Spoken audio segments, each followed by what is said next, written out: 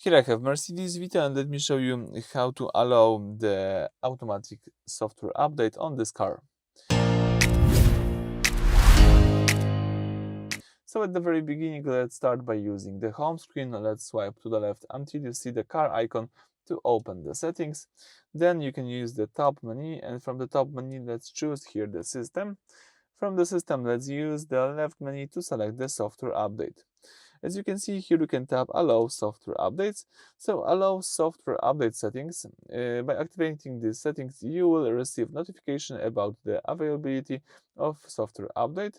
Only the owner of the vehicle or authorized person may make changes in the software updates menu item for example, to the settings or install updates. An access code can be created in the system pin menu item to protect against unauthorized software updates. This vehicle offers the possibility to download and install software updates for browser and infotainment system, including communication modules, as well as for control units via the vehicle mobile data connection without the need to visit the workshop. Software updates can improve, expand, change, or remove existing functions.